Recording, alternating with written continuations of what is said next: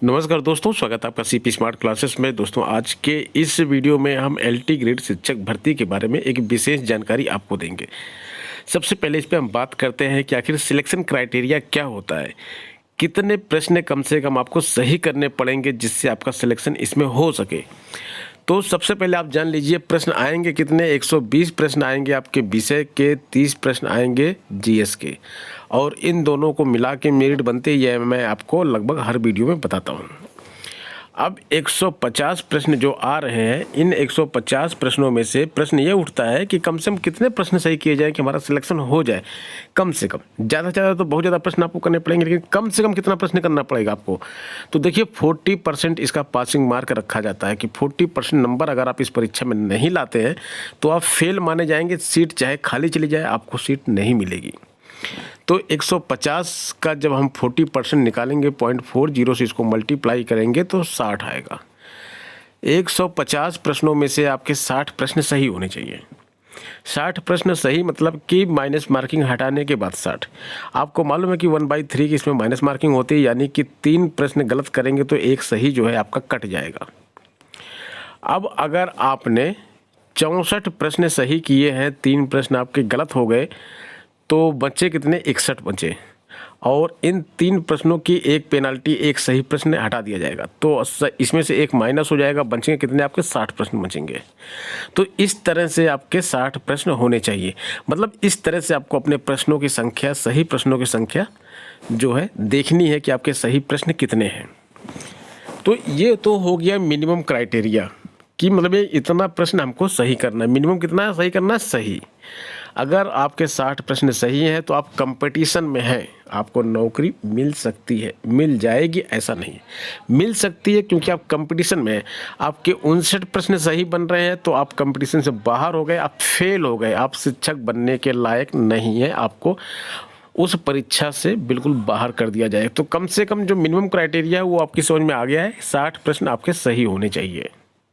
दोस्तों, जो छात्र पहली बार चैनल पे आए हैं उनको हम बता दें कि सीपी स्मार्ट क्लासेस का अपना मोबाइल एप्लीकेशन है जो गूगल प्ले स्टोर पे उपलब्ध है, और 5000 से ज़्यादा छात्र यहाँ पे टीजीटी, पीजीटी, एलटी ग्रेड आदि की चलने वाली शिक्षक भर्ती की कक्षाओं को ऑनलाइन ज्वाइन किए हुए हैं और क्लास ले रहे हैं। टीजीटी 2021 की परीक्षा में हमने काफ़ी अच्छा रिजल्ट दिया है, और अब एलटी ग्रेड 2022 की परीक्षा और टीजीटी 2022, पीजीटी 2022 की परीक्षा की तैयारी हम अपने इसी ऐप के माध्यम से करवा रहे हैं। हमारे सारे टीचर क्वालिफाइड हैं, जो या तो टीजीटी में सिलेक्टेड है, या एलटी ग्रेड में सिलेक्टेड है, या असिस्टेंट प्रोफेसर है।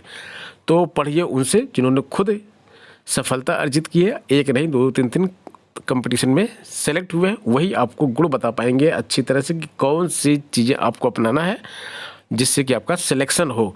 किसी भी प्रकार की जानकारी के लिए आप नंबर नोट कर लीजिए, 829 922 6960। इस पर आप पहले व्हाट्सएप से संपर्क कीजिए। बाद में अगर आपको ज़रूरत हो तो आप कॉल की रिक्वेस्ट कीजिए, आपको इस नंबर पे कॉल करने का मौका भी मिलेगा और पूरी जानकारी आपको मिलेगी।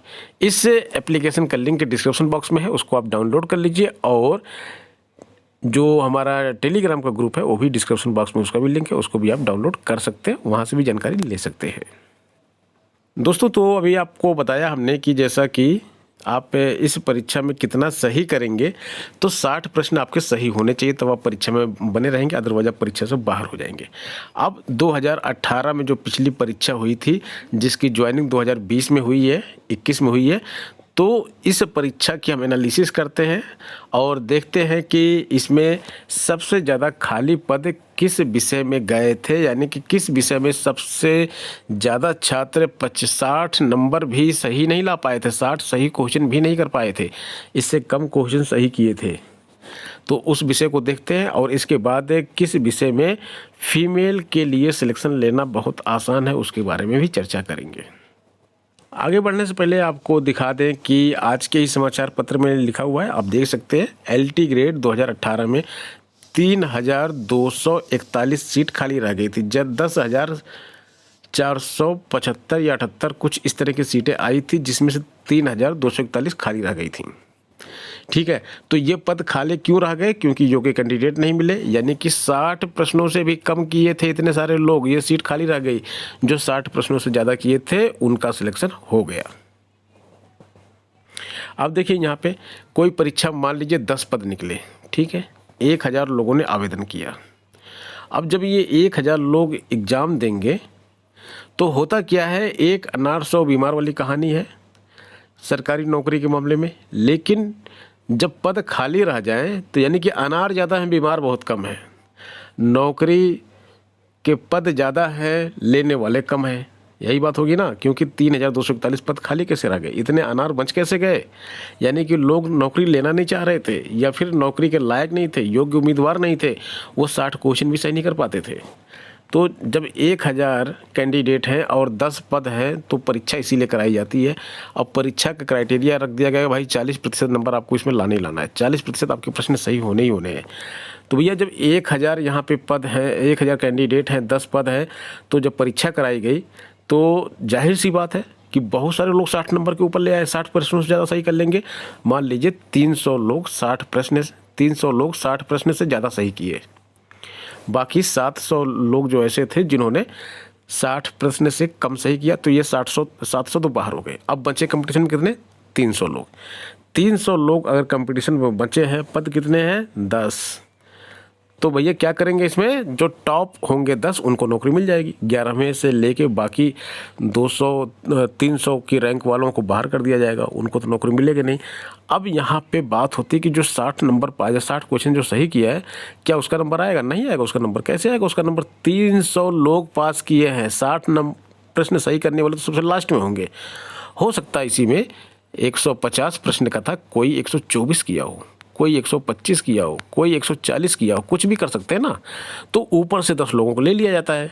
लेकिन एलटी ग्रेड की इस भर्ती में एक विषय ऐसा भी था जहाँ पे ये अजीबोगरीब कारनामा हुआ, वो है एलटी ग्रेड विज्ञान विषय। विज्ञान विषय में पदों की संख्या आई 474।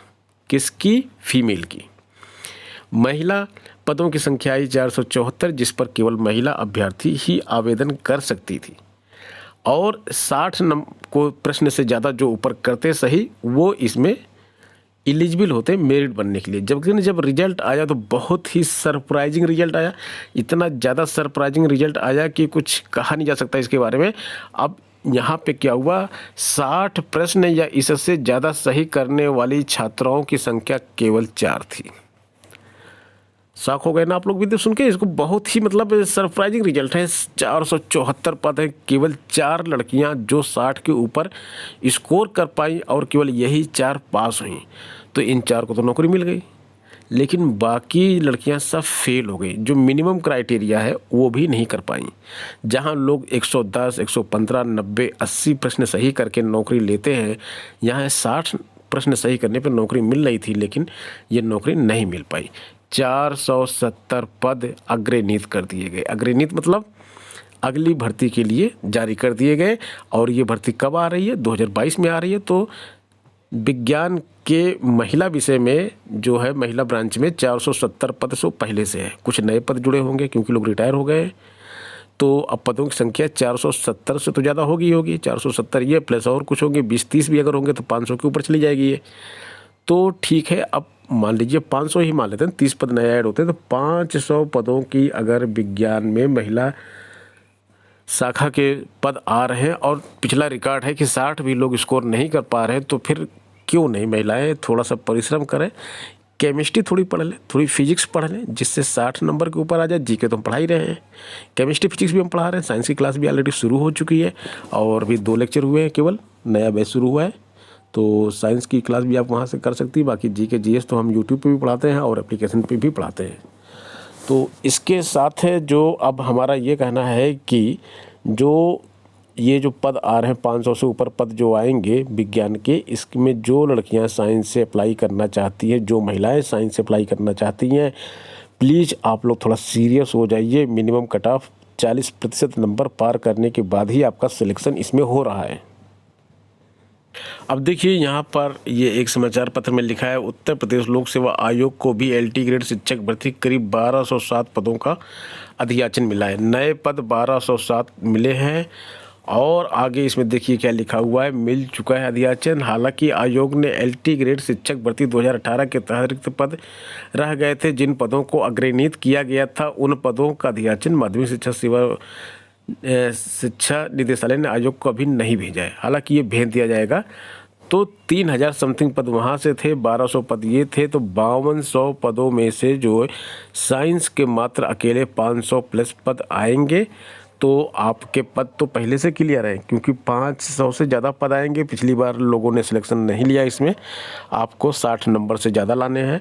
और अगर ठीक से पढ़ाई करेंगे तो आप 80-90 नंबर लेके आएंगे, 80-90 प्रश्न सही करके आएंगे, 60 क्या बात होती है, और आप विज्ञान विषय की शिक्षिका बन जाएंगी।